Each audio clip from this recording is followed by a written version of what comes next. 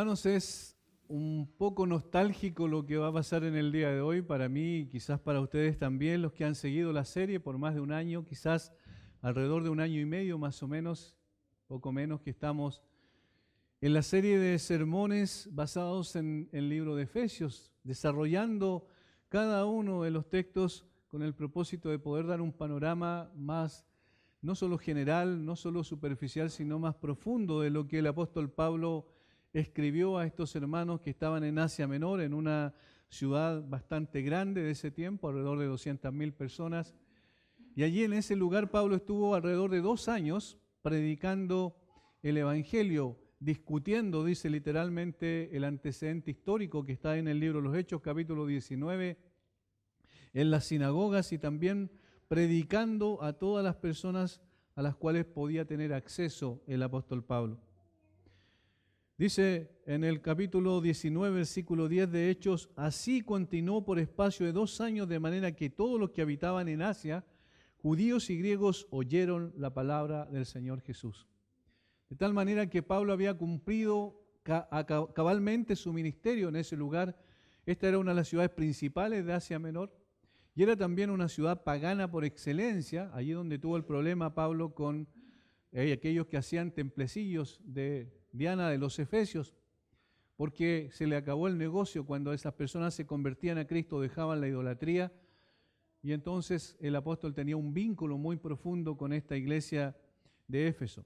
Y cuando le escribe esta carta, él está preso en Roma en su primer encarcelamiento, de tal manera que al enviar esta carta a ellos les está dando también un motivo de oración y un motivo también de ánimo al ver que el apóstol Pablo no estaba autocompadeciéndose ahí en la cárcel, ni estaba compungido por su situación personal, sino que él tenía el panorama claro de por qué estaba allí y que el Señor había conducido su vida hasta ese momento, hasta la misma cárcel, con el propósito que también muchas más personas, como lo dice en Filipenses, aún la guardia pretoriana, la guardia de César, pudiese escuchar el Evangelio del Señor Jesucristo.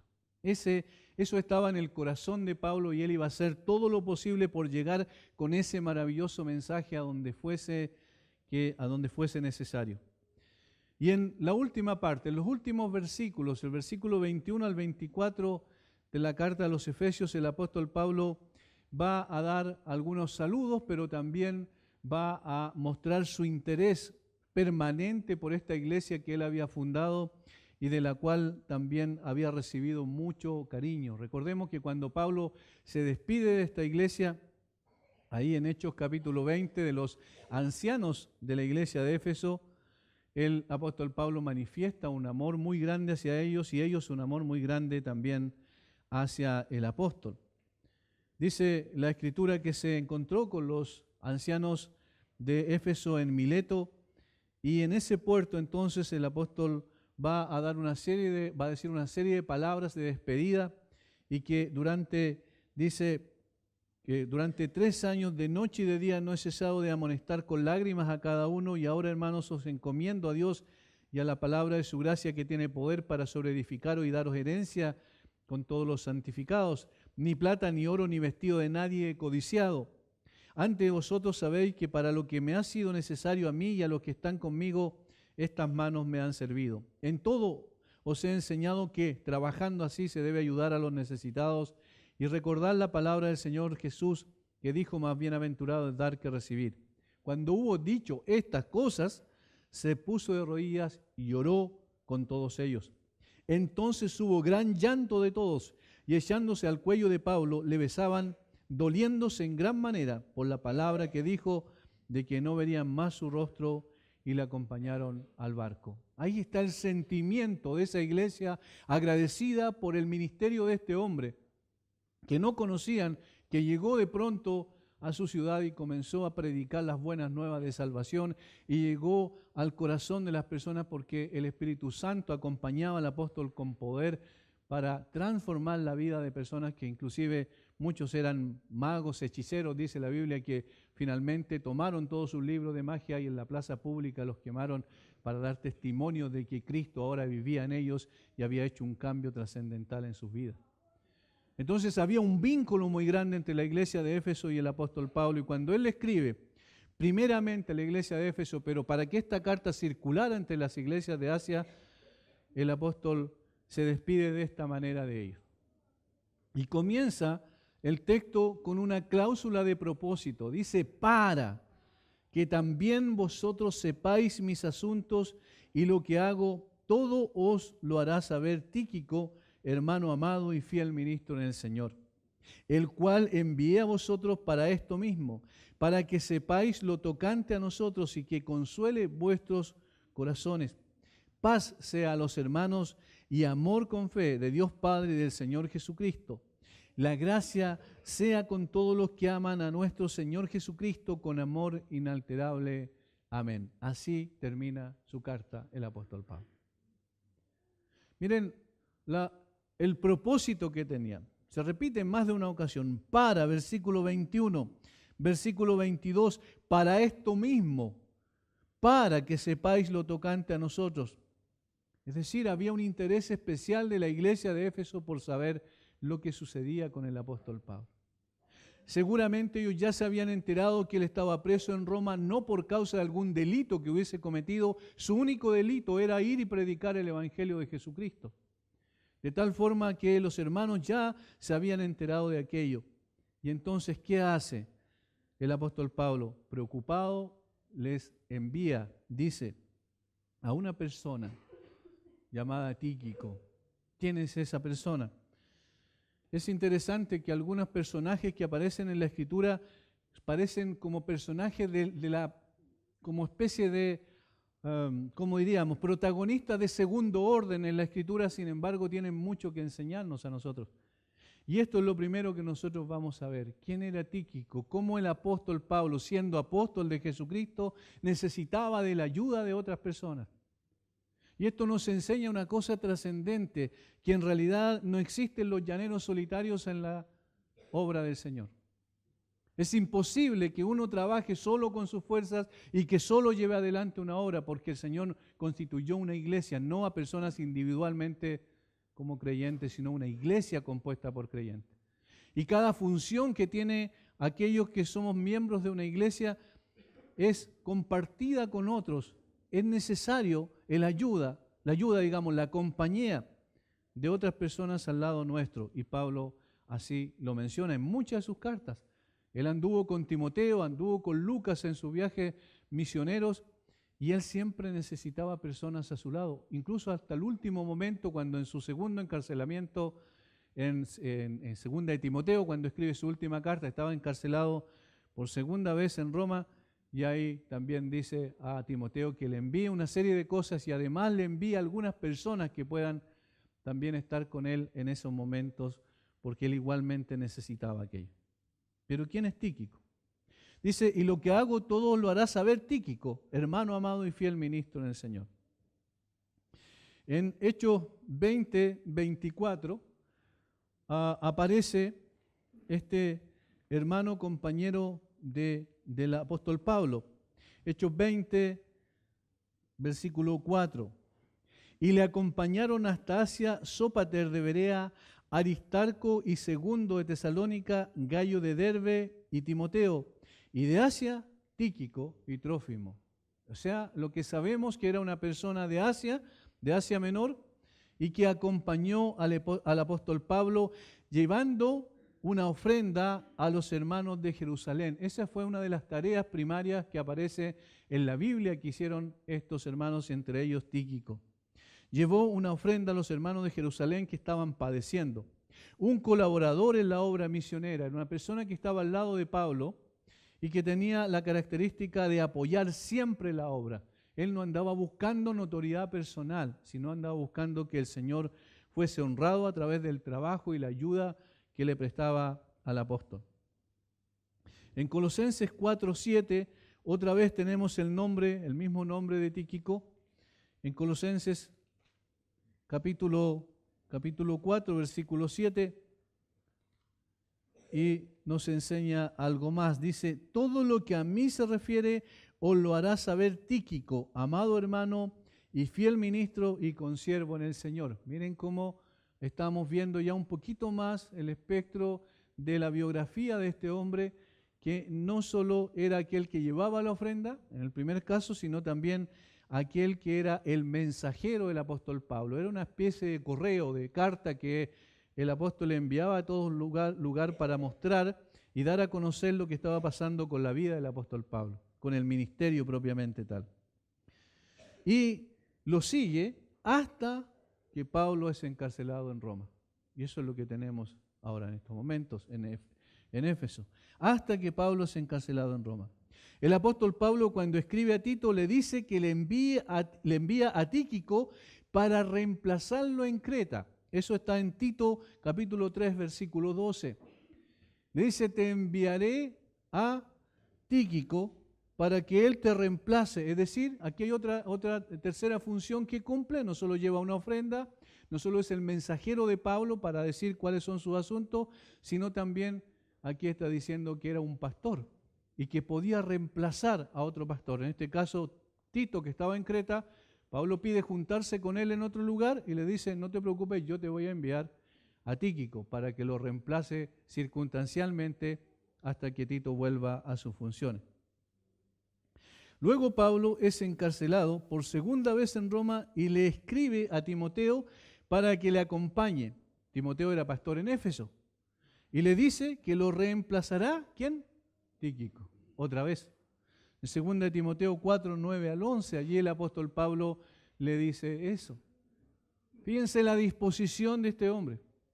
Fíjense la característica que lo acompañaba en todos los textos que aparecen en la Biblia, muestran a una persona dispuesta a servir al Señor, no importa dónde fuese, no importa en la función que fuese, él siempre tenía disposición. Desde el año 56 al 64 aproximadamente acompañó a Pablo en todo ese tiempo hasta el martirio del apóstol.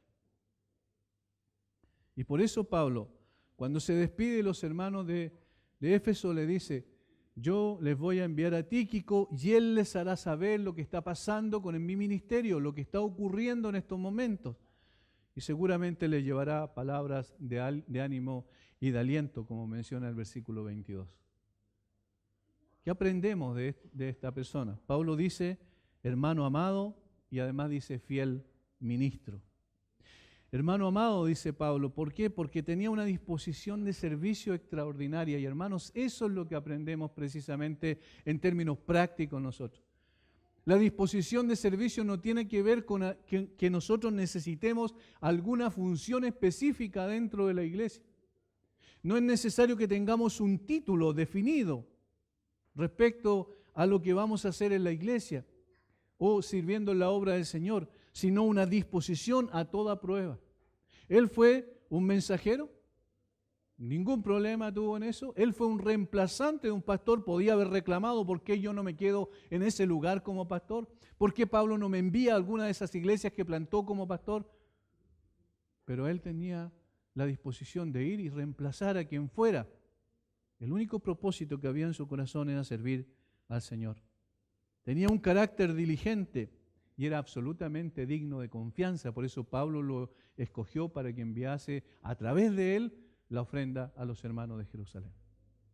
3 cosas: disposición de servicio, carácter diligente y digno de confianza. Eso es lo que caracterizaba a esta persona. Hermanos, necesitamos más Tíquicos en el día de hoy en la obra del Señor. Necesitamos más personas que estén dispuestas a servir, no importa dónde sea. Necesitamos personas que no estén buscando notoriedad, que las personas lo conozcan y que sepan quién es. Hay personas anónimas, como el personaje que estamos viendo ahora, que sirve en la obra mucho más, probablemente, que algunos con títulos. Fiel ministro, dice Pablo. Siervo fiel, era reconocido como un siervo, podía hacer correo, llevar una ofrenda y sirviendo como pastor en la obra. No había distinción. Tíquico podía servir en lo más insignificante como en lo más notorio. No buscaba notoriedad o reconocimiento, estaba dispuesto a hacer lo que fuese necesario para servir en la obra del Señor. Llevaría la carta a Éfeso. y les daría un reporte de lo que estaba haciendo el apóstol Pablo. Qué bueno tiene que haber sido para Pablo el hecho de tener un compañero como él. Y estaba en un lugar, allí estaba Tíquico. Estaba en otro lugar, estaba Tíquico. Estaba en la cárcel, allí estaba Tíquico con él, acompañando, llevándole todo lo que el apóstol necesitaba. Él sabía que atendiendo las necesidades de Pablo, atendía también las necesidades de la obra. Porque Pablo no era un hombre aprovechador, ¿cierto?, que buscaba que lo atendiesen, sino que al contrario, él servía a los demás. Sin embargo, también en algunos momentos tenía ciertas necesidades y necesitaba un compañero al lado de él para que pudiese servir también a esas necesidades. ¿Qué haría en este caso en particular? Llevaría la carta a Éfeso y le daría un reporte de lo que estaba ocurriendo con el ministerio del apóstol Pablo y cómo le estaba yendo en la obra del Señor. Fíjense versículo 21, para que también vosotros sepáis mis asuntos y lo que hago. Todo lo hará saber Tíquico, hermano amado y fiel ministro en el Señor. Este es el propósito. Este hombre de confianza de Pablo iba a ir y le iba a decir a la iglesia de Éfeso, Pablo está en esta condición en Roma. Lo que hago, dice, y yo quiero que ustedes se enteren de lo que está pasando conmigo. Recuerde la relación que había entre la iglesia y Pablo, era muy amado Pablo para esa iglesia. ¿Qué le llevaría entonces como una de los reportes respecto a la vida del apóstol Pablo? Le llevaría la noticia que estaba preso, pero a pesar de estar preso, Pablo tenía una disposición de carácter muy interesante y que también es una enseñanza para nosotros. Recuerden que estando preso allí, el apóstol escribe también la carta a los filipenses. ¿Y cuál es la característica o el tema central de la carta de los filipenses? Gozaos en el Señor. El gozo era el tema preponderante de toda la carta. Dice, que pues, que no obstante de todas maneras o por pretexto, por verdad, Cristo es anunciado y en esto me gozo y me gozaré aún. Diciendo que a pesar de que estaba preso, a pesar de que estaba allí injustamente, el apóstol Pablo no estaba pendiente de su situación, sino que estaba buscando la honra de Dios y sabía que la razón por la cual estaba ahí era precisamente para aquellos. Más adelante le va a decir, regocijaos en el Señor siempre. Otra vez digo, regocijaos. Miren el carácter del apóstol Pablo. Él no quería que los hermanos se enteraran de situaciones dolorosas en su vida y que él estaba sufriendo y entonces los hermanos lloraran y se compadecieran en él. No, en absoluto. Él quería que todos supiesen de que él estando preso en Roma injustamente por causa del Evangelio, él estaba disfrutando de ese tiempo. Había gozo, había felicidad, había satisfacción. En el día de hoy la gente cree que el gozo, la felicidad tiene que ver con obtener ciertas cosas, con lograr ciertos éxitos. Hay una antigua canción que dice 3 cosas hay en la vida: salud, dinero y amor. Eso es lo que para la gente es la felicidad. Esa es la satisfacción. Si tienes esas cosas, eres feliz. De hecho, la canción más adelante lo dice. No voy a seguir porque no me va a dar ganas de cantarlo después, ¿cierto? Pero esas 3 cosas son como lo máximo para la gente. Pero resulta que para Pablo no tenía nada que ver con la felicidad, con la situación y la circunstancia que él estaba viviendo, ni con los logros materiales que él había, había producido por causa de su trabajo. El apóstol Pablo estaba pensando en la gloria de Dios, en la edificación de la iglesia y en la salvación de los perdidos. Y si estaba preso por eso, estaba feliz. Entonces Tíquico llevaba el informe del apóstol Pablo allá y le diría a los hermanos de Éfeso, nosotros podemos prever eso, no se preocupen, el apóstol Pablo está bien, está disfrutando, tiene gozo, hay felicidad en él, él sabe que está haciendo la voluntad de Dios y agradándole a Dios, no importa que él le desagrade. Pablo está feliz. Cuando los hermanos de Éfeso oyeran el reporte de Tíquico, serían entonces fortalecidos. animados. Eso es lo que dice el versículo 22, el cual envía a vosotros para esto mismo, para que sepáis lo tocante a nosotros y que consuele vuestros corazones. No estén tristes, no se preocupen, yo estoy preso, es verdad. Sin embargo, estando aquí, yo estoy haciendo la voluntad de Dios. Y eso es lo único que importa.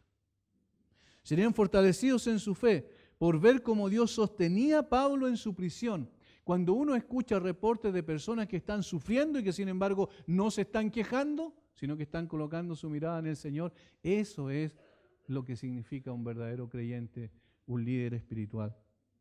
Esto expresaba el interés y preocupación de Pablo por los hermanos de Éfeso y por ello envía entonces a Tíquico, para que consolara a estos hermanos que se preocupaban al mismo tiempo por Pablo. Pablo no se autocompadecía, sino por el contrario estaba preocupado por sus hermanos de Éfeso. No se quejaba porque Cristo estaba siendo honrado por sus prisiones. Ese es el fundamento principal. Recuerden cuando estaba en Filipo, preso también por causa del Evangelio, injustamente otra vez, después de haberlo azotado fuertemente junto a Silas, lo metieron al calabozo. Eran mazmorras literalmente, eran cosas horribles. Y allí, en ese lugar, lo colocaron aún en el cepo, sus piernas y su cuello, de tal forma que estaba en una posición muy, muy compleja. Sin embargo, ¿qué estaba haciendo a medianoche? Estaba cantando, alabando al Señor. Miren la disposición de este hombre. Nosotros decimos a veces, pero era el apóstol Pablo. El apóstol Pablo tenía el mismo Dios que nosotros. Tenía una confianza manifiesta en la persona del Señor Jesucristo, sabía a quién servía. Y eso hace falta en el día de hoy, que nosotros, hermanos, cuando pasemos por dificultades, lo veamos como la mano del Señor guiándonos por estrechez para conformarnos a la imagen de Jesucristo. Y no lo veamos como algo tan terrible, pobre de nosotros. Y por eso muchas veces la oración en la iglesia se caracteriza por eso, pobre de nosotros.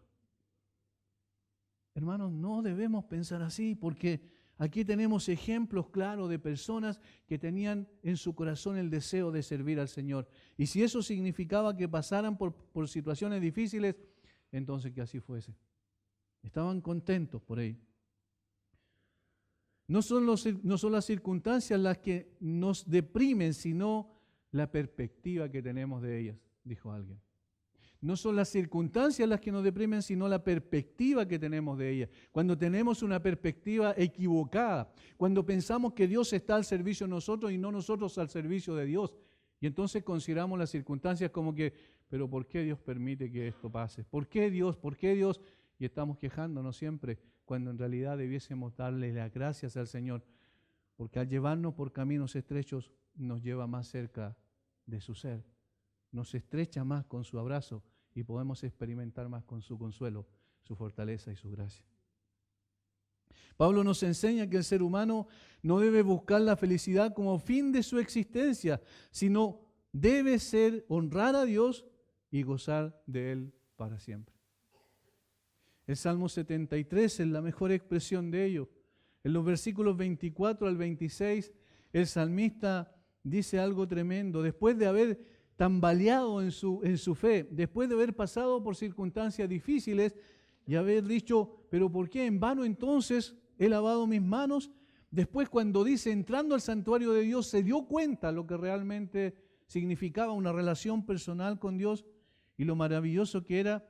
Dice en el versículo 24, me has guiado según tu consejo y después me recibirás en gloria. ¿A quién tengo yo en los cielos sino a ti? Y fuera de ti nada deseo en la tierra. No tengo otra ambición más que Dios.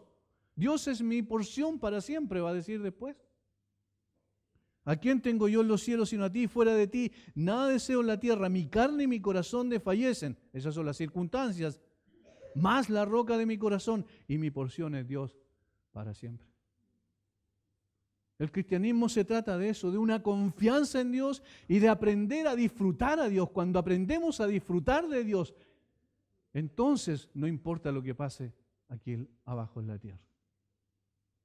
Como alguien dijo, si no estamos satisfechos en Dios, entonces vamos a buscar cualquier otra cosa y vamos a considerar un paraíso cualquier basura que tengamos por delante. Lamentablemente por eso es que la iglesia no se levanta. Lamentablemente por eso la iglesia también no tiene más preponderancia en la sociedad, porque nosotros los creyentes no hemos aprendido a disfrutar de Dios. El salmista también, David, dice que en tu presencia hay plenitud de gozo, delicias a tu diestra para siempre. Salmo 16. Delicias a tu diestra para siempre. Pablo había aprendido a disfrutar de Dios y por eso no importa lo que pasara con él siempre estaba con gozo en su corazón. Y cuando preguntaban, Pablo, ¿cómo estás? Pablo decía, así estoy, gozoso. Y regocíjense ustedes también conmigo, alentando el corazón de sus hermanos. Luego, versículos 23 al 24, es la bendición final y en definitiva lo que el apóstol Pablo quería que pudiesen disfrutar también los hermanos. Su anhelo, su deseo más importante no era que ellos fueran felices gozando de salud, dinero y amor, como mencioné, sino que al contrario, pudiesen disfrutar de lo que ya tenían, de lo que Dios les había concedido, del hecho de que Cristo mismo había sido dado por Dios. Como dice el mismo apóstol en Romanos, cuando dice que Dios no escatimó a su propio Hijo, ¿cómo no nos dará con Él también todas las cosas? Tenían todo lo necesario, no debían andar buscando otra cosa. Un famoso ateo decía, buscamos la felicidad pero sin saber dónde, como los borrachos buscan su casa sabiendo que tienen una. Buscamos la felicidad, dice, pero sin saber dónde. Pero aquí está la diferencia, los creyentes en Cristo, aquellos que por la gracia de Dios hemos llegado a conocer al Señor, sabemos dónde está la felicidad. Sabemos quién es la felicidad, sabemos dónde está la satisfacción de nuestra alma. Y está en Él y solamente en Él. No necesitamos nada más, hermanos. Y entonces Pablo dice, lo que yo quiero para ustedes es esto. Primero, paz. Paz sea a los hermanos. La Biblia habla de dos tipos de paz, pero tienen que ver todos con Dios. La paz con Dios, que es aquella que el Señor ofrece en la persona de Jesucristo. ¿Por qué? Porque el hombre nace enemistado de Dios. El hombre nace separado de Dios, el hombre nace como una persona que no ama a Dios, sino que al contrario, dice la Escritura que la luz vino a este mundo, pero los hombres amaron más las tinieblas que la luz. Y entonces no pueden encontrar paz. Por eso ese famoso plebiscito que se está dando ahora en Colombia para que se produzca la paz es una farsa. Porque el hombre no puede ofrecer lo que no tiene. Y no puede ofrecer paz porque la paz se encuentra en la persona de Jesucristo, quien nos reconcilió consigo mismo en la cruz del Calvario. La paz verdadera viene cuando nosotros llegamos a tener una relación con Dios y esa relación con Dios se produce por medio del arrepentimiento y la fe en Jesucristo. Desde ahí en adelante la persona ya no está enemistado con Dios y ya no es enemigo de Dios, sino que al contrario es hijo de Dios. La paz entonces está en la persona de Jesucristo. Eso es lo que dice la Biblia. Y aquí en la carta de Pablo a los Efesios también menciona varias veces este concepto. Capítulo 1, versículo 2. Gracia y paz a vosotros de Dios nuestro Padre y del Señor Jesucristo. Capítulo 2, versículos 14 y 15. Porque Él es nuestra paz, Jesucristo, que de ambos pueblos hizo uno, derribando la pared intermedia de separación, aboliendo en su carne las enemistades, la ley de los mandamientos expresados en ordenanzas, para crear en sí mismo de los dos un solo y nuevo hombre, haciendo la paz. Jesucristo es la paz. Capítulo 4, versículo 3, luego en la parte práctica, solícitos en guardar la unidad del Espíritu en el vínculo de la paz. Capítulo 6, versículo 15, y calzados los pies con el apresto del Evangelio de la paz. La paz con Dios ya todo creyente la tiene y aquel que todavía no es creyente no puede buscar la paz porque nunca la va a encontrar. Fuera de Jesucristo no existe paz. Y la segunda paz de la cual mencionaba yo, hablaba recién, es la paz de Dios. Y es la paz de Dios que significa que el Señor nos da esa tranquilidad interna a pesar de las turbulencias externas, a pesar de las tormentas que podemos enfrentar, el Señor coloca esa paz. Y esa paz a veces la perdemos. Y por eso es que Pablo, cuando le escribe a los filipenses, había un conflicto, habían ciertas situaciones entre dos hermanas ahí en el capítulo 4, llamadas Evodia y Sínteque, y el apóstol Pablo después va a decir, esta es la manera en que se recobra esa paz de Dios. Filipenses 4:4, regocijaos en el Señor siempre, otra vez digo regocijaos. Vuestra gentileza sea conocida de todos los hombres, el Señor está cerca. Por nada estéis afanosos, sino sean conocidas vuestras peticiones delante de Dios en toda oración y ruego con acción de gracias. Y la paz de Dios, que sobrepasa todo entendimiento, guardará vuestros corazones y vuestros pensamientos en Cristo Jesús. Esa es la paz de Dios. Esa se recobra yendo a los pies, de rodillas, digamos, a los pies del Señor Jesucristo. Esa se recobra cuando confesamos nuestros pecados. Esa se recobra cuando nos damos cuenta que nuestra mirada está apuntando a un lugar equivocado. Nos volvemos a Él y encontramos otra vez la paz. Esa paz de Dios a pesar de las turbulencias externas, a pesar de las circunstancias. Y eso es lo que Pablo quiere para sus hermanos. Quiere que ellos disfruten la paz con Dios, ya la tienen, pero que disfruten la paz de Dios también, por medio de una relación íntima con Dios. Ahora, luego en el versículo 23 dice otra cosa, y amor con fe de Dios Padre y del Señor Jesucristo. Los que creen están unidos entre sí y dependen el uno del otro, expresando amor y teniendo paz entre ellos. La fe produce armonía. La fe origina todo esto, origina un amor genuino entre los creyentes. Pero ¿de dónde procede ese amor? Procede de Dios también, de Dios Padre y de nuestro Señor Jesucristo. Dice el apóstol cuando le escribe a los romanos que es precisamente por la obra del Espíritu Santo que ha venido a morar al corazón de los creyentes, es que tenemos esa capacidad de poder amar a otros también. Capítulo 5, versículo 5 de Romanos, y la esperanza no avergüenza, porque el amor de Dios ha sido derramado en nuestros corazones por el Espíritu Santo que nos fue dado. El amor de Dios ha sido derramado en nuestros corazones de tal manera que ¿quiénes pueden disfrutar la paz? Solamente aquellos que se han arrepentido y han creído en Jesucristo. ¿Quién puede disfrutar del amor? Solamente aquellos que han creído y se han arrepentido. Pero ha sido derramada por el Espíritu Santo cuando vino a nuestro corazón en el momento de la conversión. Y de ese momento en adelante, entonces ahora nos capacita para poder amar también a nuestros hermanos. A pesar de que constituimos iglesia de personas imperfectas, sin embargo podemos amarnos el uno al otro porque el Espíritu Santo mora en cada uno de nosotros y Él es el vínculo de amor que necesitamos para unirnos. De la misma forma como las tablas del tabernáculo tenían una unión interna que nadie veía, que pasaba todas las tablas, las unía una al lado de la otra, de la misma manera el Espíritu Santo, que es invisible a la vista nuestra, sin embargo, al morar en el creyente, nos capacita para amar al otro. Entonces Pablo no está pidiendo que ellos reciban el amor de Dios porque ya lo tienen, sino que practiquen el amor fraternal. Y la fe en Dios va a fortalecer precisamente ese vínculo y va a producir armonía entre nosotros. Y lo tercero, que allí menciona Pablo que Dios es la fuente de aquello, del amor y la paz. Y es por medio del Señor Jesucristo, de su obra suficiente, que todo esto brota. Estas son maravillas que vienen de la cruz de Cristo. No las podemos encontrar en otro lado, solamente en la cruz de Cristo. De allí viene el amor. ¿Qué amor más extraordinario el que un justo hubiese muerto por pecadores? En que el santo muriese por personas depravadas como nosotros.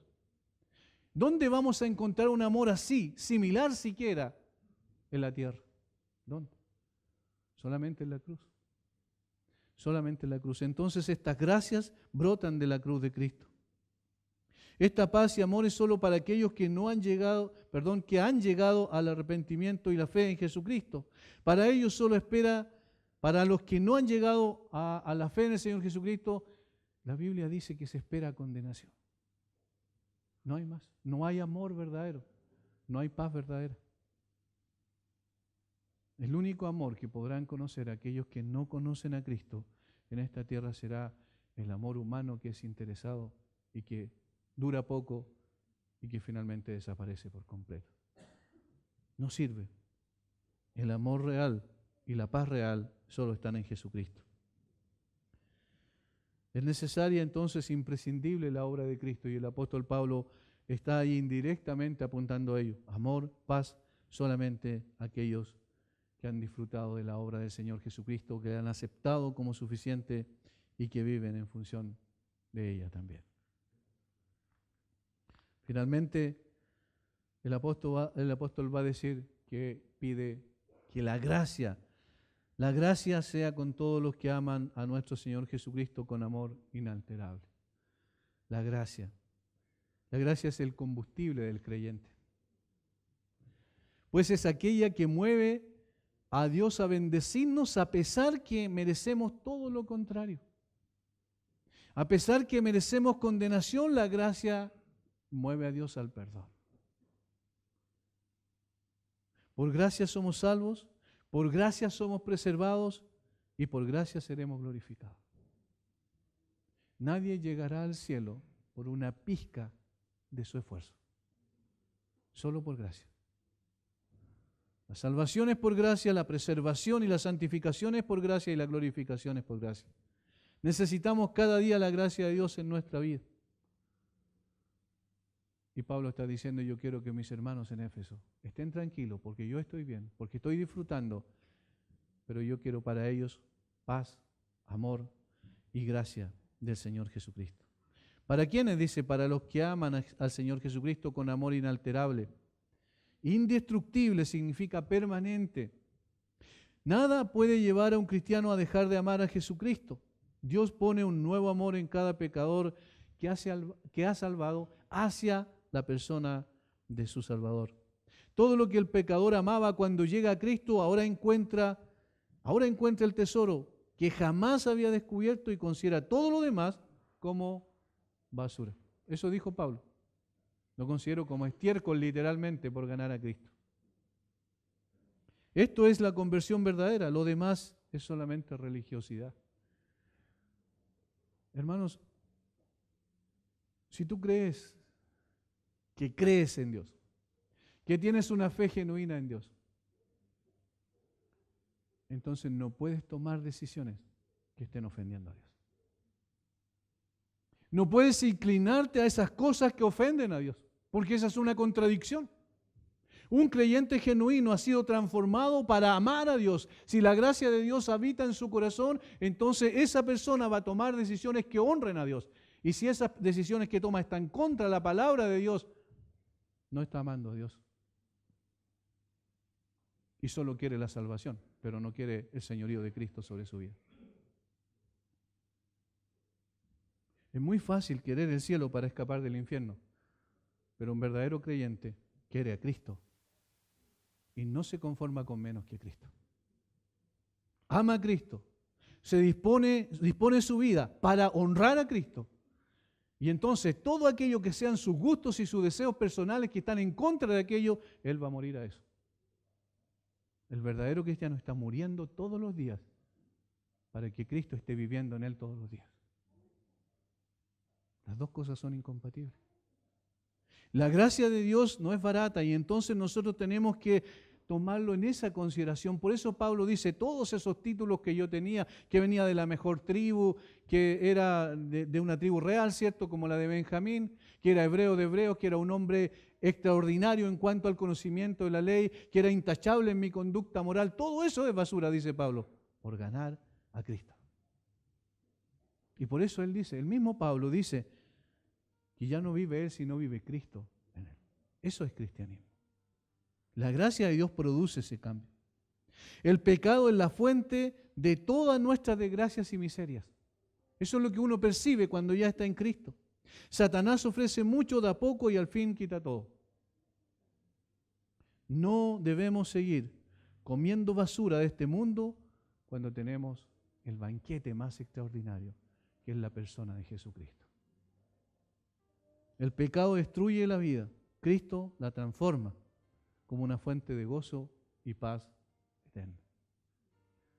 La gracia de Dios no debemos confundirla con el hecho de que Dios dice, vive como quieras, porque mi gracia es suficiente. No dice eso la Biblia. Al contrario, el que recibe la gracia de Dios quiere, con todo su corazón, con todo su ser, integralmente, quiere honrar a su Señor, quiere glorificar a su Señor y está dispuesto a perderlo todo para honrar a su Señor. Eso es lo que dice la gracia dentro de nosotros. Y Pablo dice, eso es lo que yo quiero para ustedes. Quiero paz, quiero amor, quiero gracia para ustedes. Porque de esa manera, entonces, van a honrar al Señor. Y esa es la razón por la cual Cristo vino a morir en la cruz por nosotros. Ese es el epílogo, el final, la conclusión de esta maravillosa carta del apóstol Pablo a los Efesios. Damos gracias al Señor por todo este tiempo y esperamos en Él que su palabra haya tenido realmente el poder de obrar en los corazones de cada uno para la transformación de sus vidas. Hermanos, si hoy su convicción es más grande por lo que el apóstol Pablo, o mejor dicho, el Espíritu Santo a través del apóstol Pablo dejó plasmado en esta maravillosa carta, entonces se ha cumplido el propósito del Señor. Y eso es lo único que queremos, que Dios sea glorificado por medio de su palabra. Padre, muchas gracias. Al terminar esta preciosa carta, Señor, que es la obra maestra tuya en Jesucristo, la iglesia. Ese es el tema de la carta del apóstol Pablo a los Efesios. Y tú terminas con esto maravilloso, Señor, mostrándonos la importancia de que la felicidad no se encuentra en las cosas que poseemos, que la satisfacción mayor del creyente no son los éxitos materiales que tenga, ni siquiera la buena salud que posea, ni siquiera, Señor, una gran familia que tenga ordenada y con sus cuentas económicas al día, sino que realmente la verdadera satisfacción del creyente es Cristo y solo Cristo. Si tenemos a Cristo, ¿qué más podemos pedir? Absolutamente nada más. Lo tenemos todo, Señor. Y si hay otras cosas que tú nos concedes por gracia, las reconocemos como dádivas tuyas, para usarlas también para tu honra. Gracias, Señor, por tu palabra. Gracias por tu preciosísima palabra. Gracias por Jesucristo nuestro Señor. Porque de la cruz viene precisamente la gracia, la paz y el amor. Señor, te alabamos por este tiempo. Y rogamos que tu palabra pueda estar obrando en cada corazón. Y todavía hay espacio para, Padre, llamar a todo aquel que todavía no se ha arrepentido y ha llegado a la fe de Jesucristo, que pueda hacerlo cuanto antes. Llévales tú al arrepentimiento y a la fe, Señor. Porque entonces disfrutará el verdadero amor, la verdadera paz y la verdadera gracia. Te alabamos a ti, en el nombre de Jesús. Amén.